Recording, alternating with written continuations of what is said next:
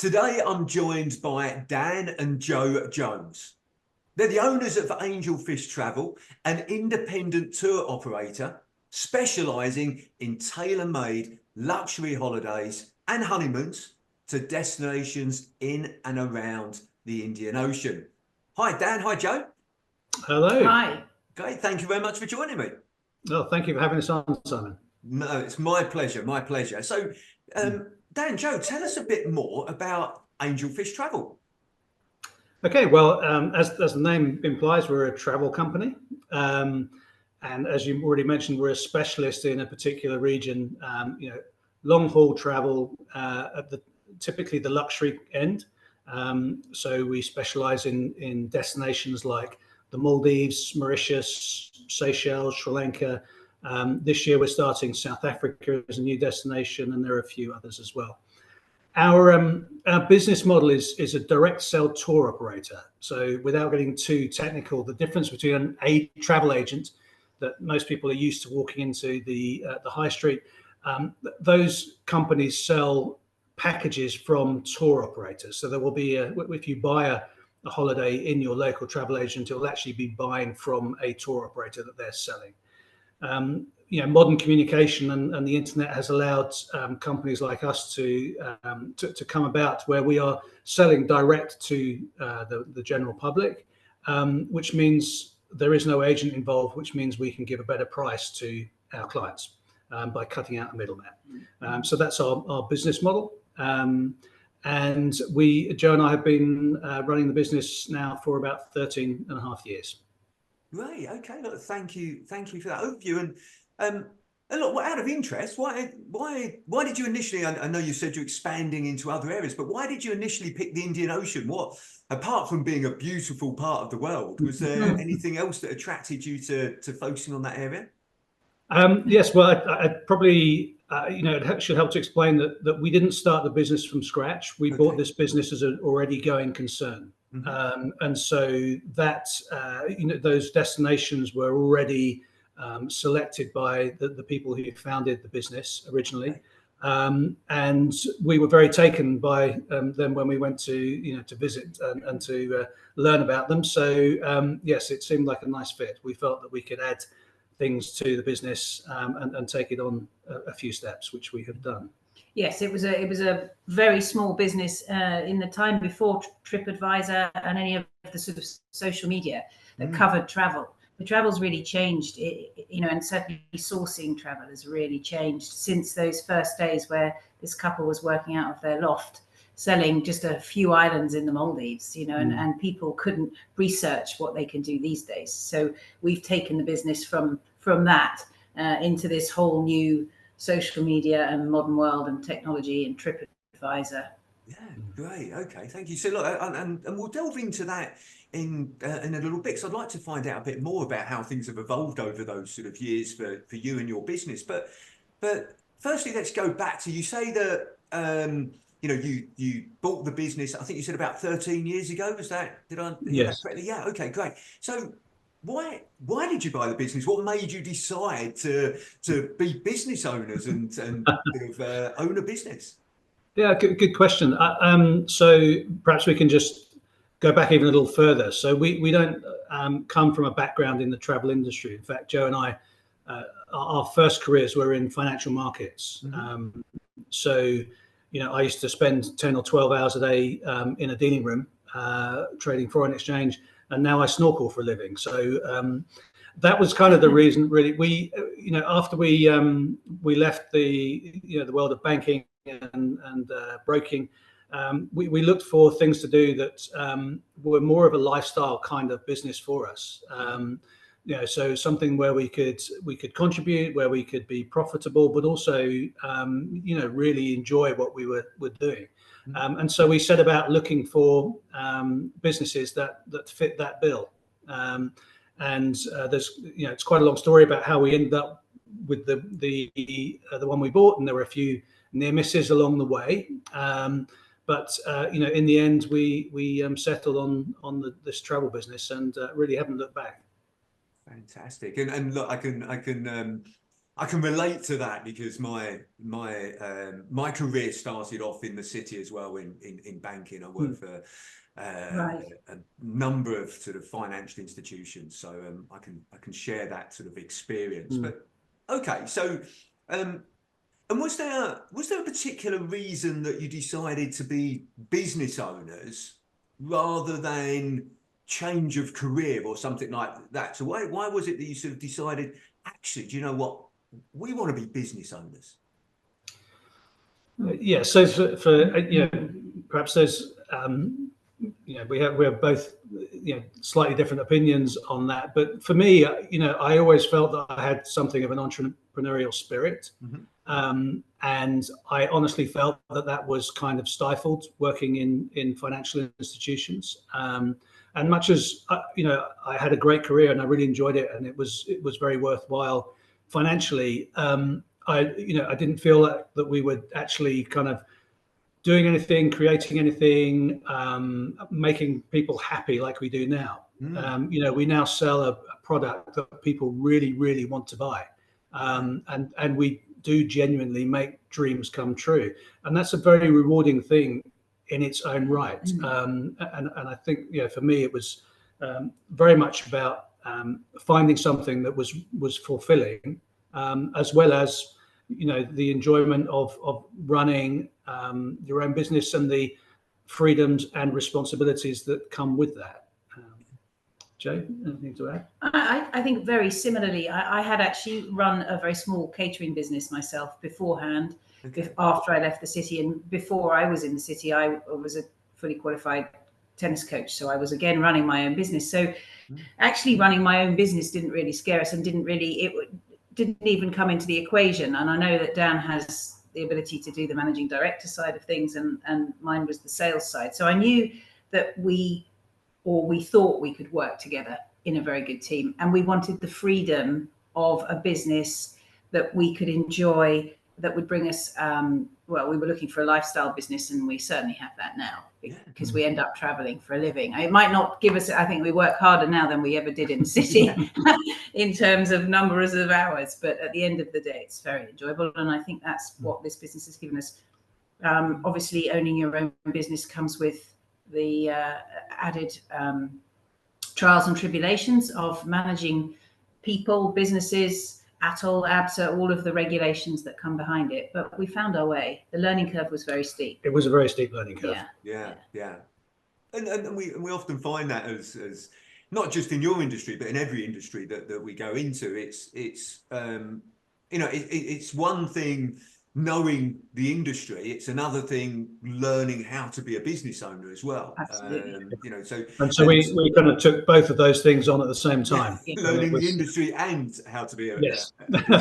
So okay, and you mentioned there about the different roles. So Joe, you said there that you referred to yourself as sales and Dan as sort of more the managing director. Did you, from the outset, did you decide, right, okay, these are going to be your roles and responsibilities, and these are going to be your roles and responsibilities, or how did that come about? Yeah, so the short answer to that is yes. Right. Okay. The slightly longer answer is that getting involved in the business as we did, and it would be the same as doing a startup as well. At the beginning, you have to wear a lot of different hats all the time. You find yourself juggling all sorts of different plates. But fundamentally, Joe's background in the city was as an equities broker, and Joe is a natural salesperson, and very, very, very good at it. And I'm more of a kind of a natural manager and strategy type, and certainly operations and procedure and that kind of thing is sort of my area of expertise. From a range of different things. So those perhaps not as clearly defined as they are now, but certainly that was the view at the outset. Okay, so you knew what the focuses were going to be based on your strengths, but that's perhaps over the years it's become a bit more defined in terms of these are the roles and responsibilities. Okay, and Has the business been everything you expected it to be? From if you take yourself back 13 years ago to when you started out to where you are now, has it been everything you thought it would be? I don't know whether we actually knew. Well, I would You say did, maybe. I didn't even know where the Maldives was when we first bought it.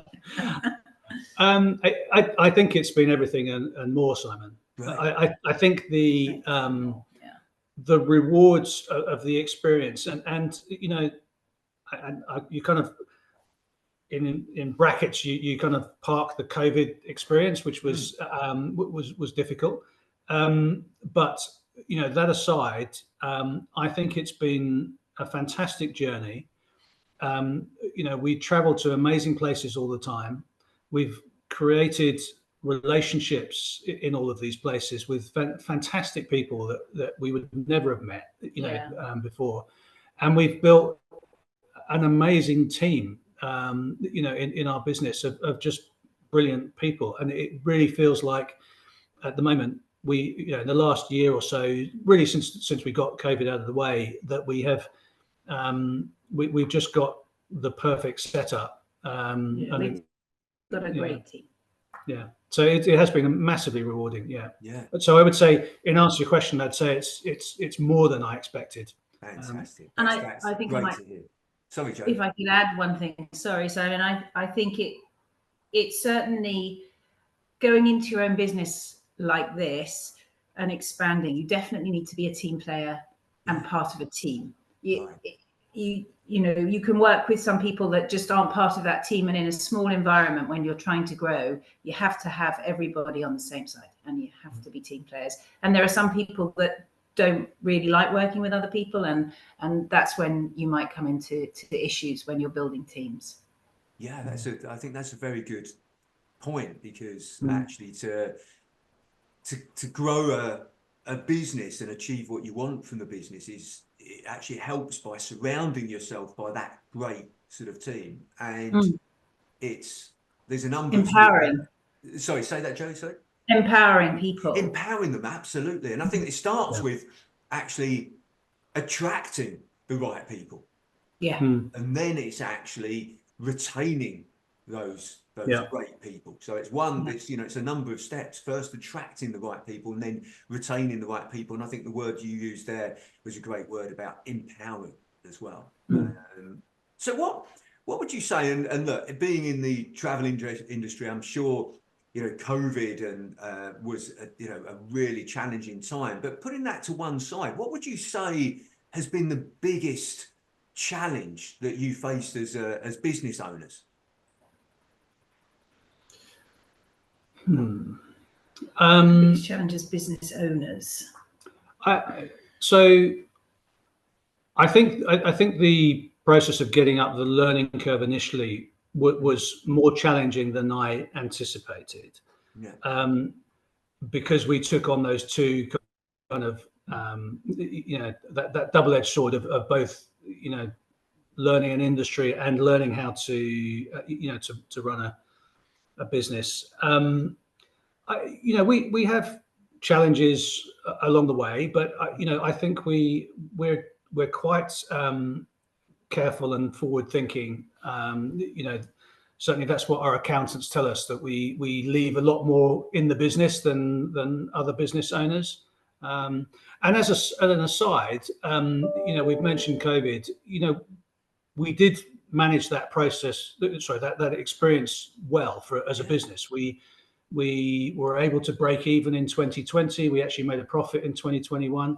Well done. And it's my understanding that we're the only travel company in the country that didn't use the furlough scheme. We had all of our staff on full-time working from home on full pay, because we were looking after our clients. You know, we have a very loyal repeat client base, and we were proactive in looking after them. So throughout that COVID period, when the rules were constantly changing and you know, everything was moving around, we were trying to get ahead of it all the time, and it served us very well. And you know, so we came out of it in a really strong financial position, and with a even deeper relationship with a really great set of clients.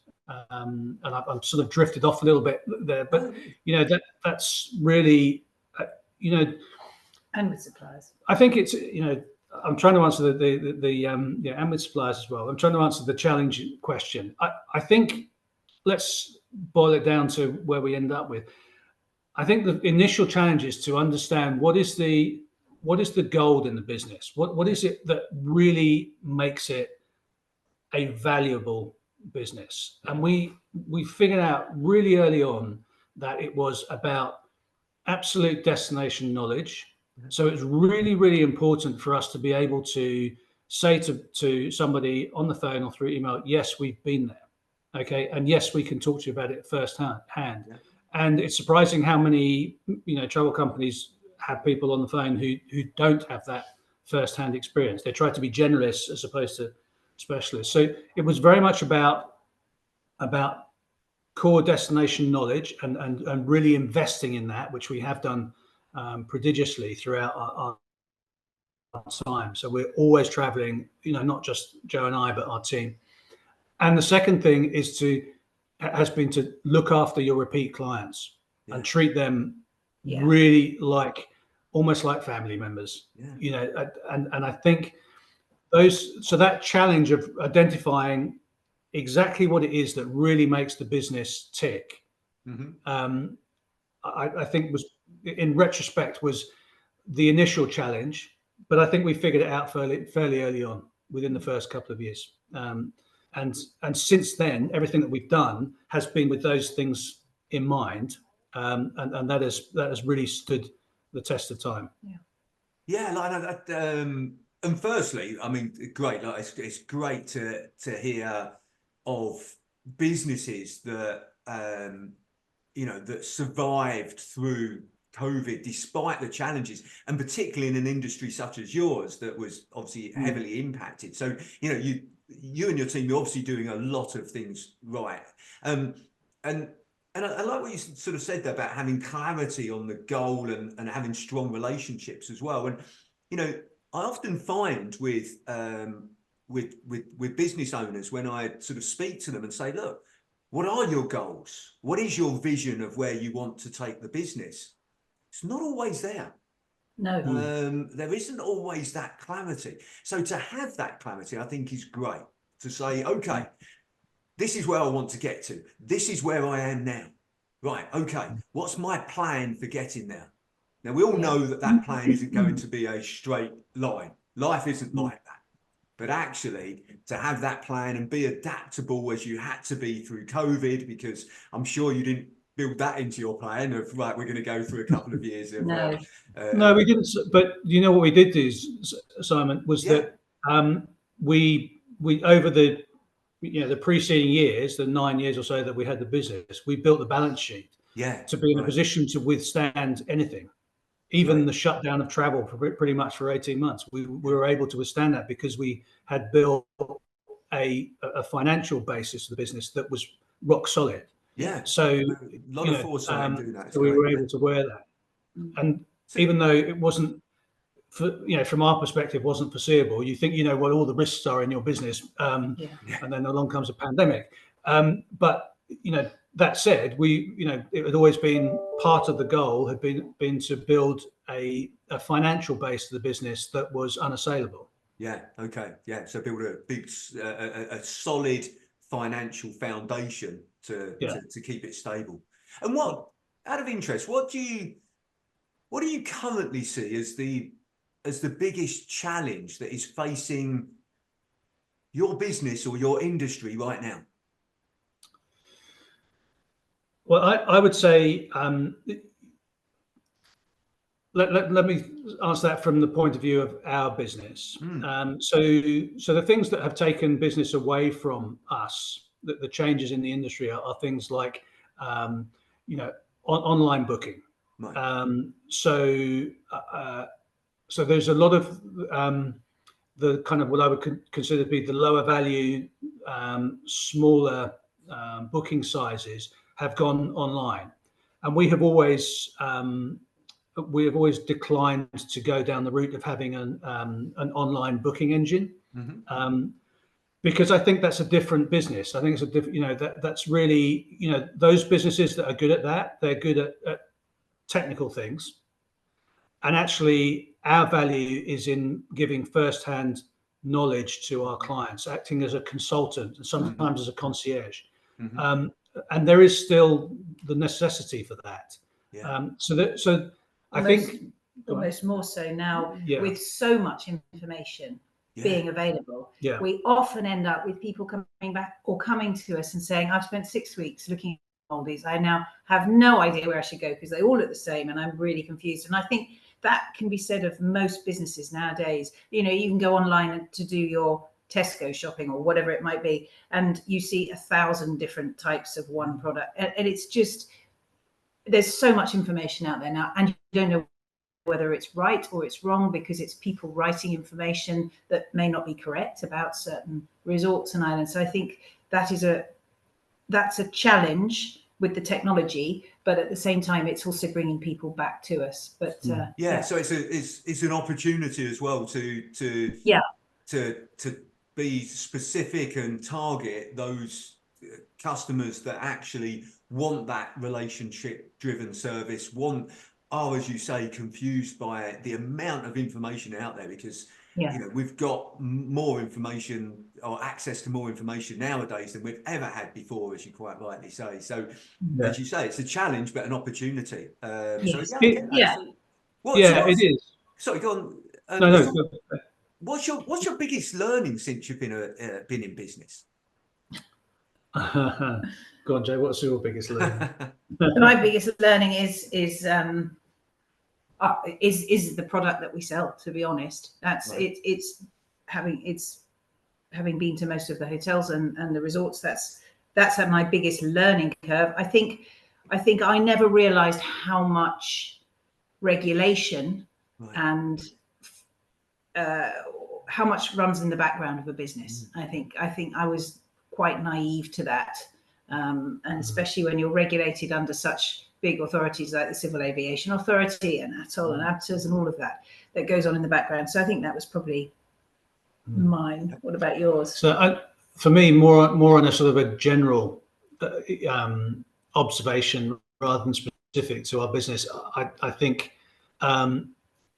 delegating to good people has been a really something that's crystallized in my mind over the recent years, and utilizing professionals. So I think when when we were starting out, and I'm sure that's the same for starting from scratch as well, you want to try and do everything. You want to try and bootstrap and and not let any money go out the door and that kind of thing. So you're reluctant to maybe spend on professionals for whatever it might be, sales and marketing or technical support and that kind of stuff. But in the end, you figure out that you're balancing your time and your cash, and often your time is more valuable. And if you let professionals get the right people to do the right jobs, they can be done quicker, better, and it saves both time and probably money in the end. Yeah, great piece of insight there in terms of that. I often find that if you can find somebody better than you to do something, as you say, it saves time and money, but it frees up your time then to focus on the things that you're really good at. And actually, ultimately, what that should end up doing is bringing in more money than actually what you've ended up paying the professionals to do. So financially, you're better off in the long run, and also time-wise, you're better off because things have been done better because they've been done by professionals. So great, great learnings there. So look, one question I like to ask all the people that I interview on this podcast and etc. is, what is the best advice that you would give to an 18-year-old you? So who wants to go first with that one? Okay, what do you think about it? I'll have a go. So I would say probably something along the lines of, there are no shortcuts. Okay, so in everything you do, try and create options for yourself. Okay, so that you don't get caught up in going down one particular avenue and jumping on, you know, something that you think is going to be a quick win and that kind of stuff. Is to keep your options open, I think. Yeah. Yeah. I think I would agree with that, and say, as I've learned, take a 50,000-foot view of everything every time you make a decision. Don't just sit there and think, yes, that's where I need to go. Take a step right up here and look down on it and say, if I take that, where will that take me? Perhaps.